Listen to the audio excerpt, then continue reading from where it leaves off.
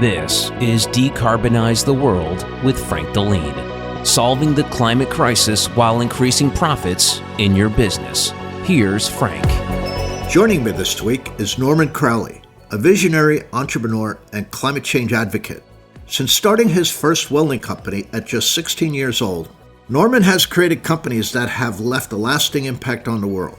Today, we're going to talk about the inspiration for co-founding the energy efficiency and decarbonization company CoolPlanet, which combines technology and engineering expertise to help organizations reach net zero faster at scale. Norman, welcome to the podcast. Good to be here. Norman, I mentioned in the open that you started your first business as a teenager.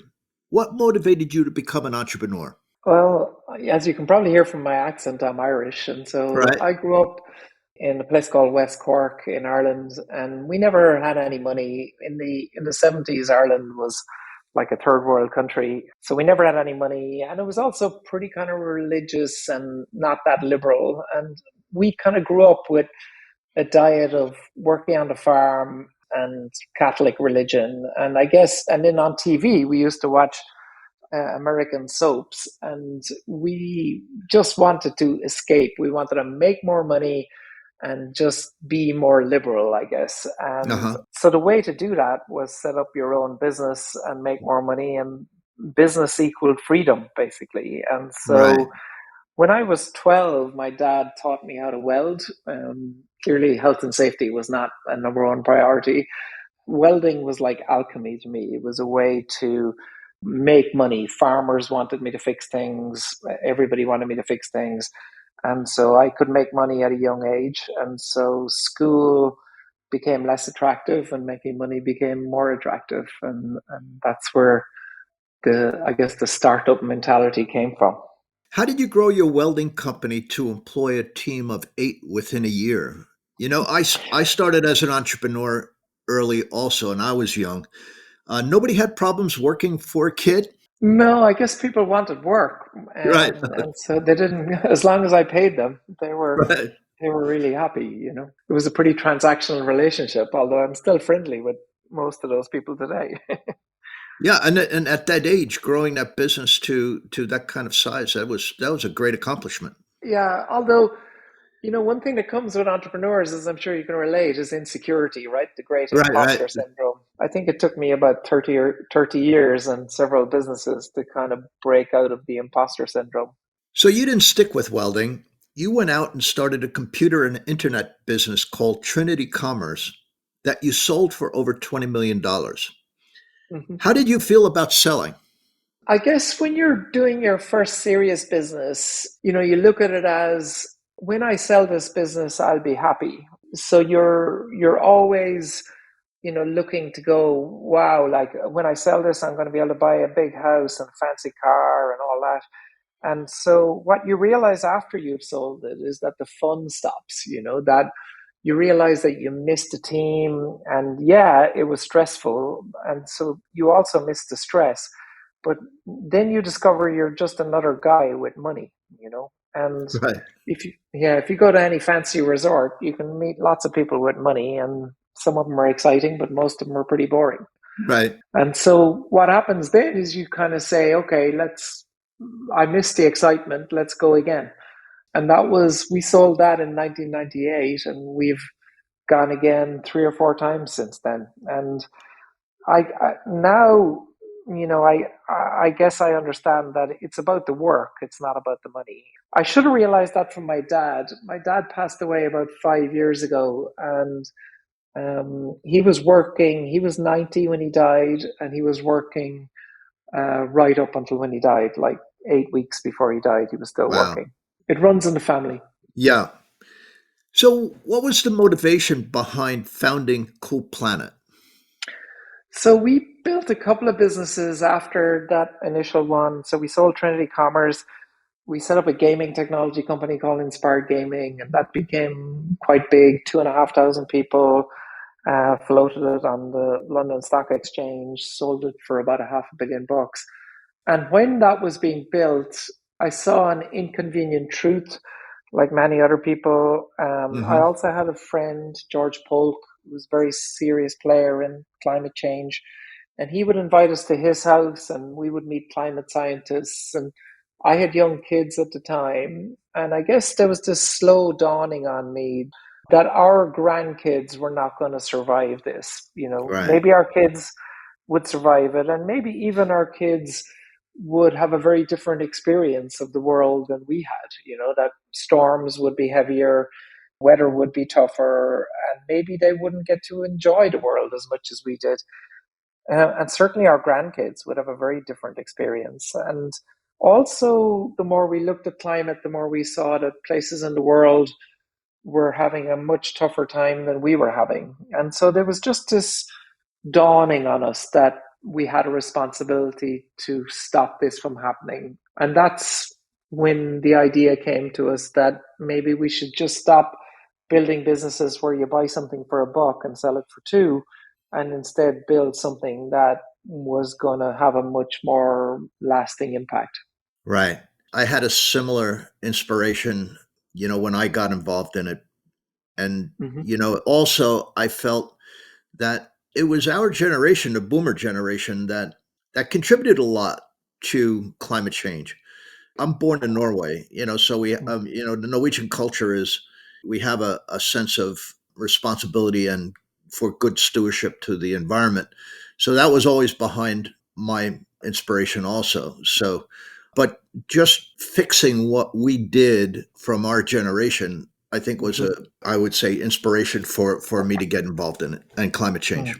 Yeah. And so one of the interesting things then about when you meet people who are trying to solve climate change, you meet all sorts of people. All of them are very earnest, but a lot of people are angry, and they're angry at the corporation or angry at the government or angry at the guy driving a big Range Rover. Right. And anger is a useless emotion. As a business person, you look at solving a problem very differently. You look at the economics, you look at the scale of the problem, and then you look at how you solve those. Because, as an entrepreneur, if you don't solve problems, then you don't get to make payroll, and then you have to lay people off, and everyone's very sad. And so Right. you look at things very differently. And so when we looked at climate change, we looked at it as we quantified the amount of carbon, because climate change is caused by the emitting of too much carbon. It's not caused by evil people or anything Right. like that. Right. It's just very simple. There's too much carbon going into the atmosphere. And you solve the emission of carbon by solving the energy used in commercial buildings like office blocks. That's about 20 to 25% of the problem. You solve factories, which is 40% of the problem. You solve transport, which is 20-25% of the problem. And then you solve meat, which is the rest, which is anything from 18 to 25% of the problem. So we looked at it from that point of view, and we said, okay, let's build a business that starts solving this stuff. And that was 2010, 2011, and now it's 2023, and CoolPlanet is operating in all those fronts and operating in 23 countries. And so it's a very financial, practical way of looking at solving the problem. And also on the financial, also, like, the biggest wealth creation opportunity in the history of mankind is decarbonization. Hmm. So according to the International Energy Agency, by 2030, we'll be spending $5 trillion a year on solving climate change. And we're currently spending $2 trillion a year. Well, that's a good segue into our next question. How does Cool Planet help firms reduce consumption, lower emissions, and achieve net zero, more specifically? So I guess the first thing is, why firms, right? Rather than why don't we go out into the middle of the jungle and stop deforestation or whatever. So the reason for working with companies is because their companies and governments are causing most of the carbon emissions. Consumers do too, but if you look at that overview, you say commercial buildings, factories, transport, meat are caused by big companies. And we don't go to those big companies and say, you're the enemy. We actually go to the biggest polluters in the world, the biggest carbon emitters, who are also very responsible companies who feed billions of people and move billions of people around the world. And also they provide pensions to a huge amount of the people in the world. So these aren't evil people. These are just people trying to do their best. And their job is to decarbonize. So they've committed to decarbonize by either 2030 or 2050. And we say, okay, how can we help? Right. And Right. when you go to those companies, they go, hey, I've got to solve all these problems. And I only have like 10 people dedicated to this or 100 people dedicated to this. Can you please help me? Right. Mm-hmm. And so, what we do first with those people, now we do what's called DMS, decarbonization management systems. But what we do first is all these companies waste 60% of the primary carbon that they buy. So they use diesel or petrol or coal. And then imagine buying diesel, petrol, coal, all this carbon, and then wasting 60% of it just after you've bought it. Yeah. Mm-hmm. So that's what corporations do. That's what humans do too, right? So if you hop into your Chevy Tahoe in the morning, then only 2% of the gasoline is used to move you. The rest of it is either wasted or it's moving the seats and the CD player, right? So, so our main job is we stop waste from happening, yeah, Mm-hmm. and that's done through energy efficiency mainly. And every year we reduce carbon to the same amount as a small country because we've helped our customers over 10 years stop wasting so much energy. And in wasting energy, actually, it's saving money for the corporations, the firms also. So Yes. there's actually a financial benefit that you're explaining to these firms, and that's Yeah. very similar to what I'm doing. Yeah. And then not only you used to just be saving them energy, right? So you would stop them from wasting energy and carbon and then money. But now as well, you're helping them avoid taxes because if they're a global company, then in many countries that they are working in, they're being taxed for that carbon.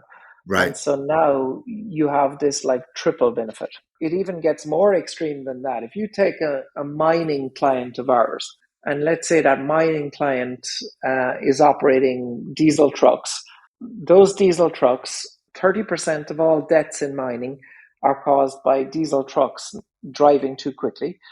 And then also emitting carbon, which is poisoning the miners with what's called DPM, diesel Mm-hmm. particulate matter, and then they're wasting money on the diesel generators. Um, and so not only are you saving them money, saving them carbon, saving them taxes, but you're also saving lives, right? By making the vehicles electric and making the vehicles safer. It's not just a triple bottom line, as they used to say. It's actually a quintuple bottom line where Okay, they're just winning in every possible way. that's a great way to put it. How has CoolPlanet made a positive impact on the environment and saved customers money? Let's stick with the mining example, but we work across like everybody from three of the top four food companies, seven of the top eight pharmaceutical companies in the world, a whole bunch of the top tech companies. And so let's do specific examples. If you're a food company, let's say you're in vegetable oil, you create vegetable oil. So we work with everything from, okay, that's more than likely sunflower oil. More than likely, the sunflower seeds came on a ship. So we start working on the ship, and we've Mm-hmm. got shipping clients, and we make them more efficient. And then the sunflower seeds come into the factory, and we make all the processes within the factory just more efficient. We just stop things from using too much steam, boilers being very wasteful, and then all the way through that process. And then also, okay, so now we've made you more efficient. Now, where is the energy that you're using come from?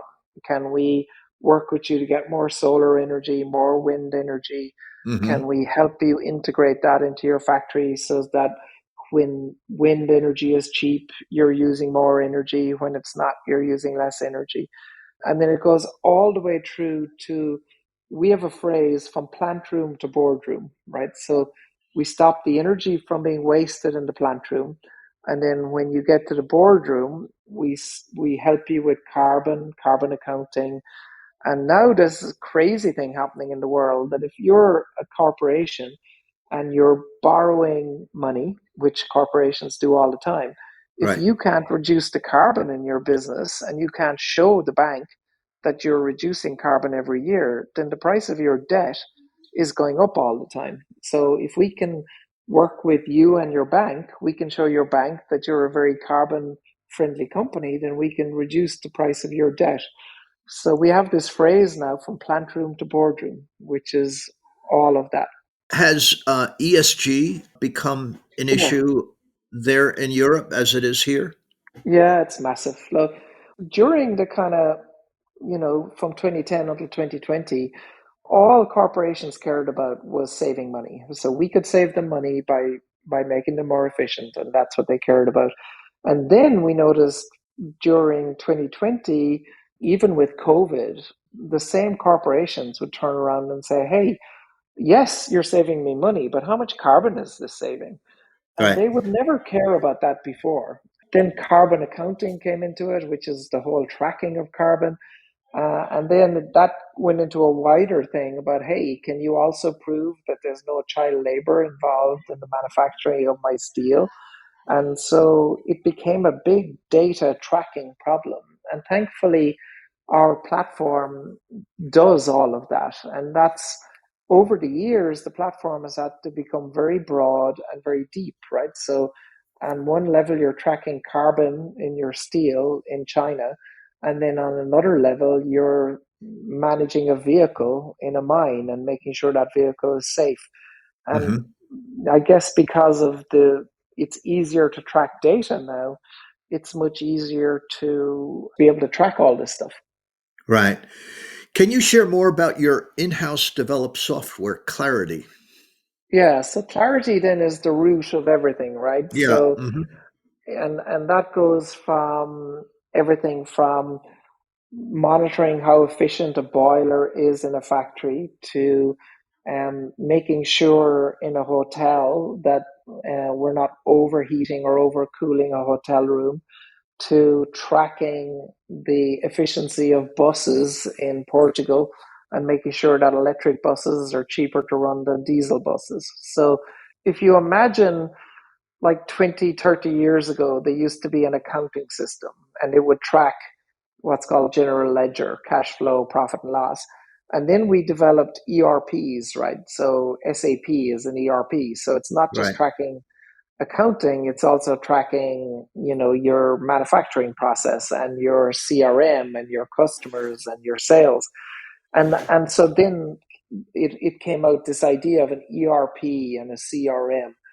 And now decarbonization has become such a major issue and ESG has become such a major issue that now you need this thing called a DMS, a decarbonization management system, which is tracking everything to do with carbon efficiency, solar energy generation, renewables management, electric vehicles, vehicle management, batteries, where they fit into the whole thing.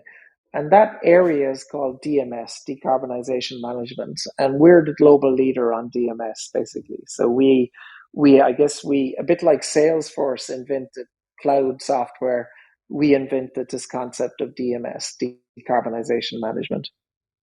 Yeah, that sounds awesome. It sounds like an awesome system. Yeah, we What got a are, good marketing department, so they're pretty good at putting this stuff together. yeah, yeah, yeah. And you know what? It's always good to connect savings on actually reducing the carbon footprint and how that impacts finances in a company too. And that's one of the Mhm, things I mhm, focus on too, to show that, because I never believed that we would solve the climate crisis through altruistic reasons. I really yeah, believe that if you could show corporations that you can increase the profits in your business and reduce cost and waste. Waste is, mhm, you reduce waste, you reduce cost. And yeah. and Mm. and if you could show them that they will come aboard. Yeah, to give you an idea of scale on that, not our biggest client, but one of our clients we've been working with for 7 years, and we're now saving them 140 million bucks annually. No kidding. It's real money. Yeah, that's real money. Can you share with us some of the clients that CoolPlanet has helped? Yeah, so in pharmaceutical, it's Takeda Pharma, Johnson and Hmm. Johnson. Food, it's Cargill, Louis Dreyfus. So it's companies that really want to move to net zero, but have very large scale operations, and so it's a very complex problem. And then we have customers that are very glamorous, like McLaren, Google. So it's a very wide range of clients. Very good. Well, hang on, Norman. We have to stop here, but coming up in the second part of my conversation with Norman Crowley, the founder of CoolPlanet, Norman has some advice for the next generation of climate-conscious entrepreneurs. Just begin. You're going to screw it up, right? Spoiler alert. Yep. So just start screwing up faster and you'll get there. This has been Decarbonize the World with Frank Deline. To connect with Frank and to learn more about clean energy, reducing fossil fuels, and increasing profits, go to frankdeline.com. Decarbonize the World is a production of Advantage Audio.